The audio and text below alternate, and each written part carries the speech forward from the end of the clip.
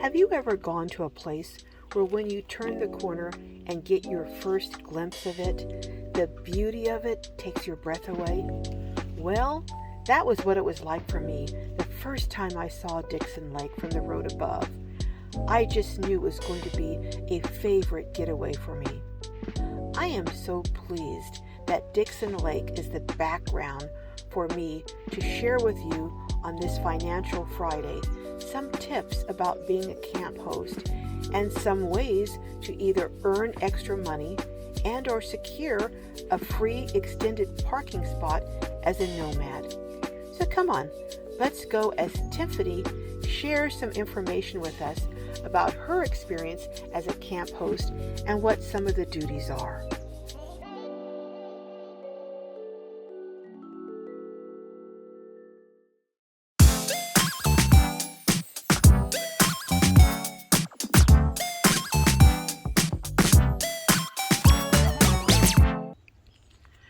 Well, hello, Tiffany. Hello. I am just so appreciative of your taking the time to share and to go over what it is that a camp host, is that what they call you here, a camp host? Yes, or a camp host or a work camp. Okay, a work camp worker. Yes, Okay. work camper, yes. Okay. All right, so basically you're at Dixon Lake in Escondido. Yes. And you have been here for how long? I have been here since November of 2020. We were closed for a little while due to pandemic. Right. So it's about a little over a year. Wow.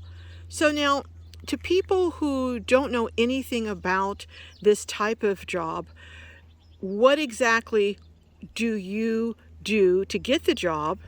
And then how many hours do you work and what do you do? That's a great question. Anyone can go on any of the national parks or type in camp host or work camper in Google in their area. Put your state that maybe you want to be in or the city. Mm-hmm. You can go to any of those parks, and what you're going to do is look under volunteer work, or some gives you a stipend monthly, maybe about $400 towards your expenses if you're kind of further off grid. Okay.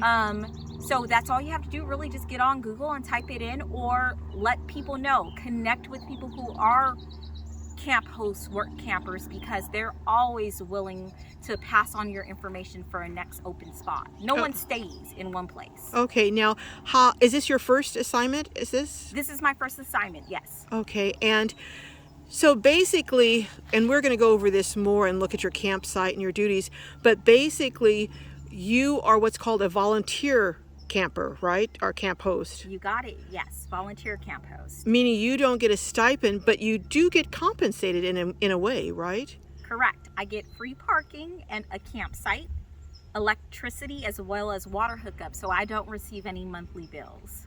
Can you imagine if this was the front and backyard you woke up to every single morning? This was the view that you saw when you first open your eyes and when you close your eyes at night. Holy moly, what a blessing this would be. And Tiffany, you get to enjoy this spectacular scenery every single day. I do. I do, and I love every bit of it. Oh my goodness. You know, I wanted to ask you a question that I didn't ask you earlier. I forgot, but it's about the contract. Yes. Now, some people only want to work maybe 3 months because they want to spend the other time in Arizona or Colorado or whatever. So what kind of contracts do you have in terms of lengthwise? Can a person decide how long they want to work, or is that determined? So here at Dixon Lake, we're asking at least 6 months to a year. Okay. And then we look at the contract again if you're wanting to stay longer.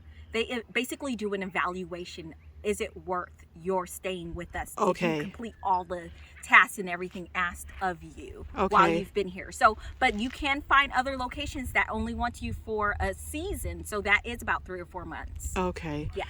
And you've been here though a year. I have. You've They've been- allowed me to do a lot of projects that I've proposed. So that's why I am still here, and they're willing to keep me. This is a year in paradise. All right. Come on, Let's go see what Tiffany is going to share with us about the duties of being a camp host.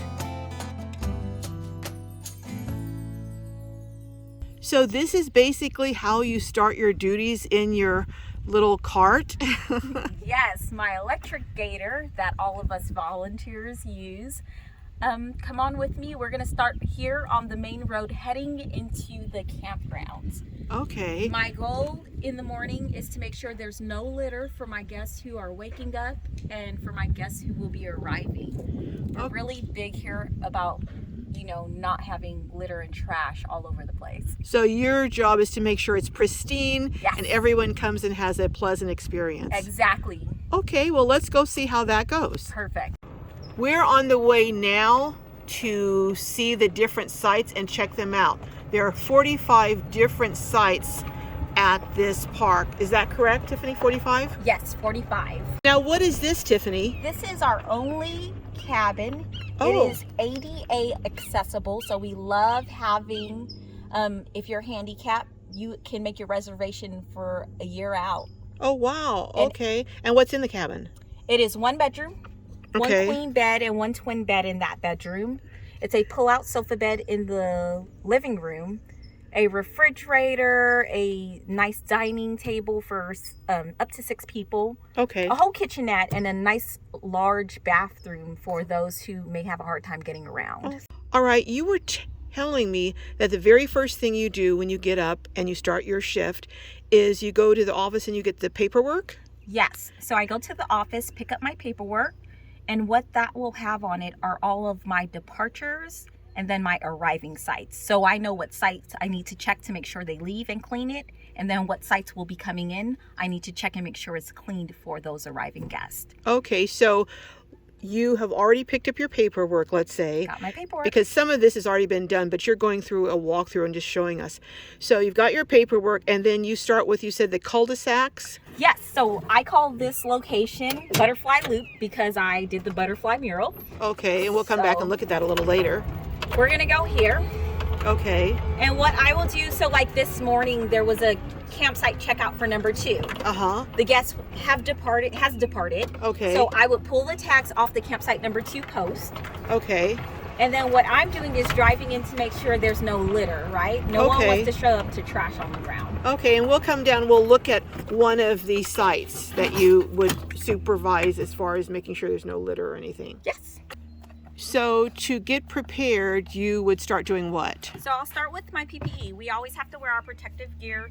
It's not a lot, of course, to clean a campsite. I'm just making sure I have on my gloves. Okay. And then what I'm gonna do is take my ash bucket to make sure if there's any ash, I can pull it. Okay. My bucket for litter. Okay. And then follow me. All right, let's see how this works.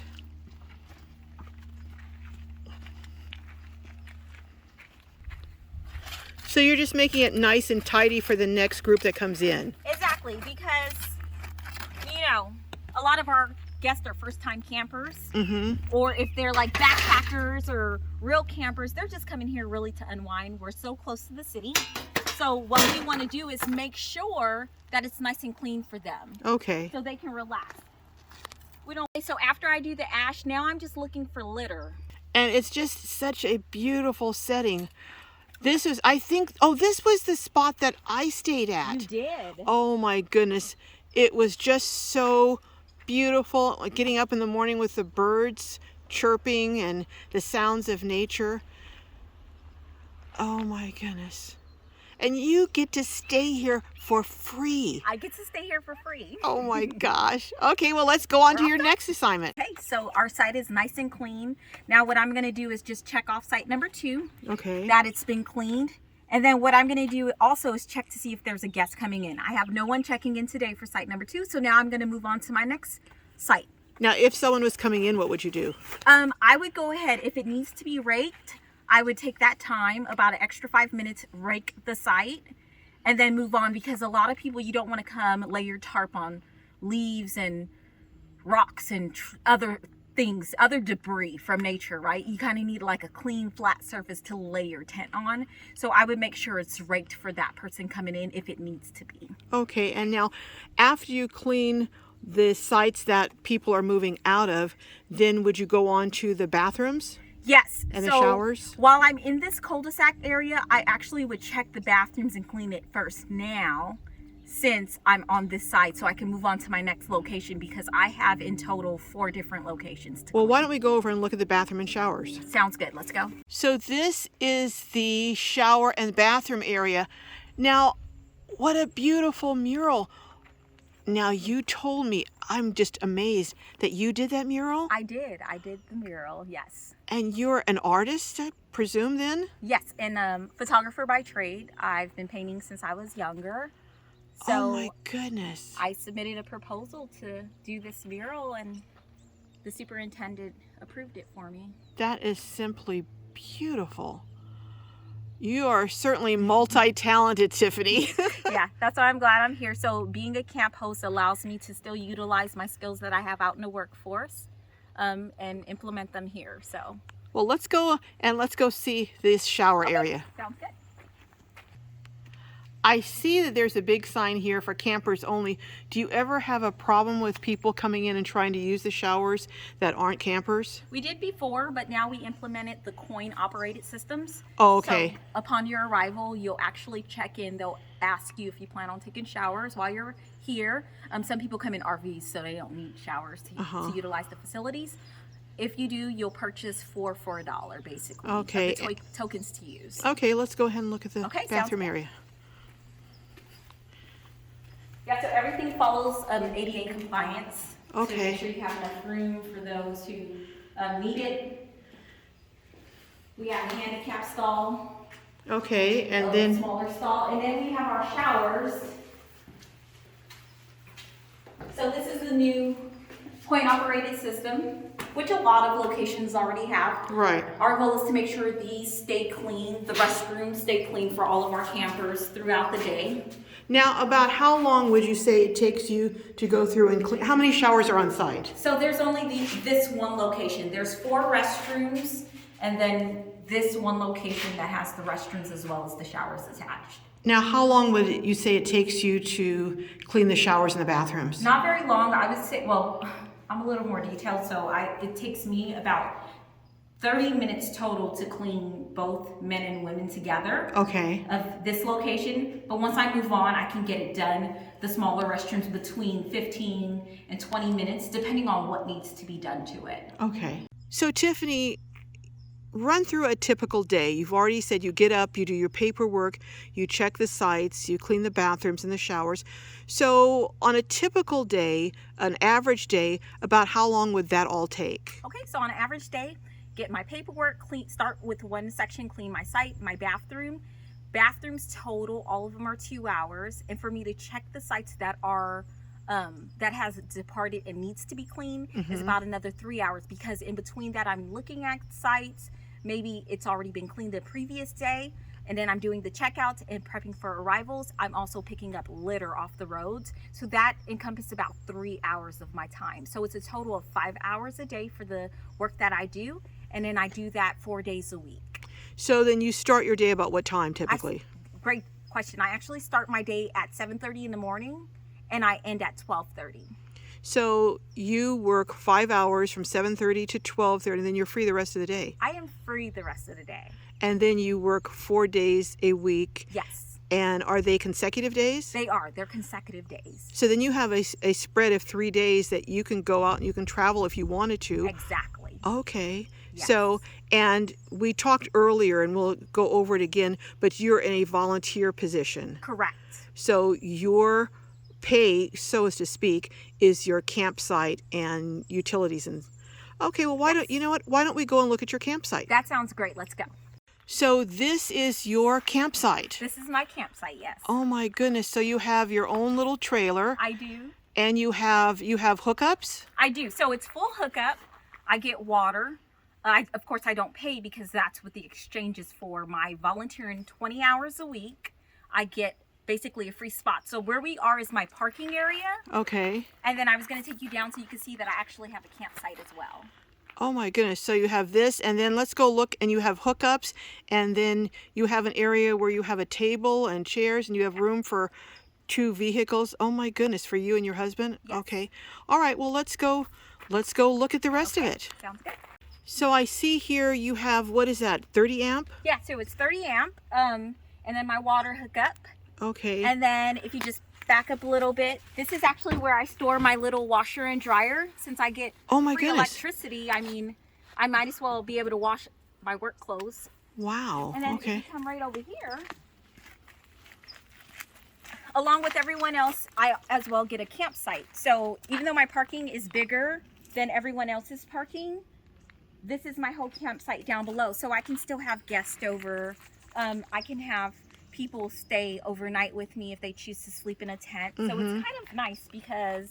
So you have a big, huge backyard. I have a good sized backyard, yeah. Oh my goodness. And if I see kids running through, I always get kids out here, especially during holidays. I just leave them be, let them have fun, you know? So it's not like, oh, it's my space, because you're a camp host. We're here to show hospitality. Right. So yeah, I make it to where people feel safe and welcome to come up to the door and knock if they need me, or if kids are running through, I just leave them be.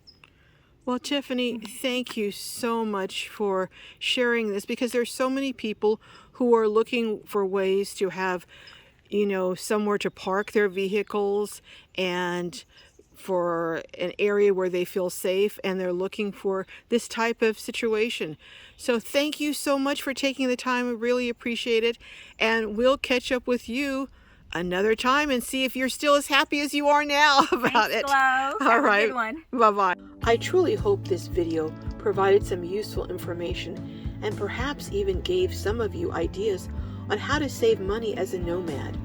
Imagine the financial benefits from having a place to park for several months at a time for free with electric hookups and water. Plus, should you choose to stay put during your time as a camp host and not travel, just think about how much you could save on gas and vehicle maintenance. Well, I'll see you next time on Financial Fridays.